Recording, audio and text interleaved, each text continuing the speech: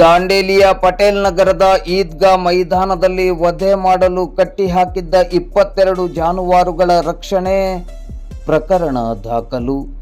ದಾಂಡೇಲಿಯ ಪಟೇಲ್ ನಗರದ ಈದ್ಗಾ ಮೈದಾನದಲ್ಲಿ ಬಕ್ರೀದ್ ಹಬ್ಬದ ನಿಮಿತ್ತ ವಧೆ ಮಾಡುವ ಉದ್ದೇಶದಿಂದ ಮೇವು ನೀರು ಇಡದೆ ಕಟ್ಟಿಹಾಕಲಾಗಿದ್ದ 22 ಜಾನುವಾರುಗಳನ್ನು ರಕ್ಷಣೆ ಮಾಡಲಾಗಿದ್ದು, ಈ ಬಗ್ಗೆ ಪ್ರಕರಣ ದಾಖಲಾದ ಘಟನೆ ನಡೆದಿದೆ. ಈ ಬಗ್ಗೆ ಇಂದು ಮಂಗಳವಾರ ಬೆಳಿಗ್ಗೆ 11 ಗಂಟೆ ಸುಮಾರಿಗೆ ಮಾಧ್ಯಮಕ್ಕೆ ಮಾಹಿತಿ ಲಭ್ಯವಾಗಿದೆ. ಈ ಘಟನೆಯ ಕುರಿತಂತೆ ದಾಂಡೇಲಿ ನಗರ ಪೊಲೀಸ್ ಠಾಣೆಯಲ್ಲಿ ಪ್ರಕರಣ ದಾಖಲಾಗಿದೆ.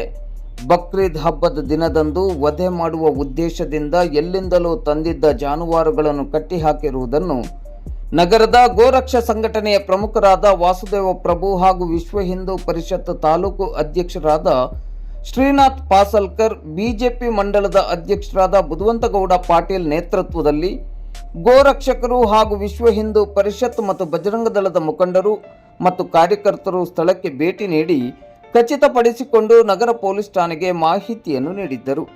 ಈ ಸಮಯದಲ್ಲಿ ವಿವಿಧ ಹಿಂದೂ ಪರ ಸಂಘಟನೆಗಳ ಮುಖಂಡರು ಹಾಗೂ ಕಾರ್ಯಕರ್ತರು ಸ್ಥಳದಲ್ಲಿ ಮೊಕ್ಕಾಂ ಹೂಡಿದ್ದು, ಜಾನುವಾರುಗಳ ರಕ್ಷಣೆಗಾಗಿ ಅಗತ್ಯ ಕ್ರಮ ಕೈಗೊಳ್ಳುವಂತೆ ಪೊಲೀಸ್ ಅಧಿಕಾರಿಗಳಿಗೆ ಹಾಗೂ ಸಿಬ್ಬಂದಿಗಳಿಗೆ ಮನವಿಯನ್ನು ಮಾಡಿದರು. ಈ ಸಂದರ್ಭದಲ್ಲಿ ಮುಸ್ಲಿಂ ಧರ್ಮ ಬಾಂಧವರು ಸಹ ಜಮಾಯಿಸಿದ್ದರು. ಡಿವೈಎಸ್ಪಿ ಶಿವಾನಂದ್ ಮದರ್ಕಂಡಿ ಅವರ ಮಾರ್ಗದರ್ಶನದಲ್ಲಿ ದಾಂಡೇಲಿ ಸಿಪಿಐ ಶಿವಾನಂದ್ ಅಂಬಿಗೇರ್, ಹಳಿಯಾಳದ ಸಿಪಿಐ ಜೈಪಾಲ್ ಪಾಟೀಲ್ ಅವರೊಂದಿಗೆ ಪಿಎಸ್ಐಗಳಾದ ಕಿರಣ್ ಪಾಟೀಲ್ ಮತ್ತು ಅಮೀನ್ ಅತ್ತಾರ್ ನೇತೃತ್ವದಲ್ಲಿ ಪೊಲೀಸರು 22 ಜಾನುವಾರುಗಳನ್ನು ವಶಕ್ಕೆ ಪಡೆದು ಪಶುವೈದ್ಯರನ್ನು ಸ್ಥಳಕ್ಕೆ ಕರೆಸಿ ಜಾನುವಾರುಗಳ ಆರೋಗ್ಯ ತಪಾಸಣೆಯನ್ನು ಮಾಡಿಸಿದರು.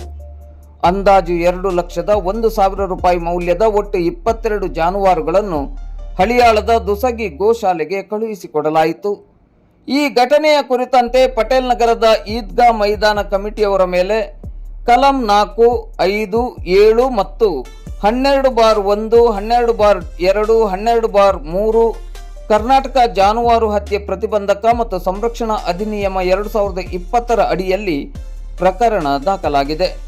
ಮಾಂಸಕ್ಕಾಗಿ ಜಾನುವಾರುಗಳನ್ನು ಹತ್ಯೆ ಮಾಡುವ ಉದ್ದೇಶದಿಂದ ಕಟ್ಟಿಹಾಕಲಾಗಿದೆ ಎಂಬ ಸುದ್ದಿ ನಗರದಲ್ಲಿ ಕಾಡ್ಗಿಚ್ಚಿನಂತೆ ಹರಡಿತ್ತು. ಒಂದು ಕಡೆ ಹಿಂದೂ ಪರ ಸಂಘಟನೆಗಳವರು ಸ್ಥಳದಲ್ಲಿ ಜಮಾಯಿಸಿದ್ದರೆ, ಇನ್ನೊಂದು ಕಡೆ ಮುಸ್ಲಿಂ ಬಾಂಧವರು ಸ್ಥಳದಲ್ಲಿ ಜಮಾವಣೆಗೊಂಡಿದ್ದರು.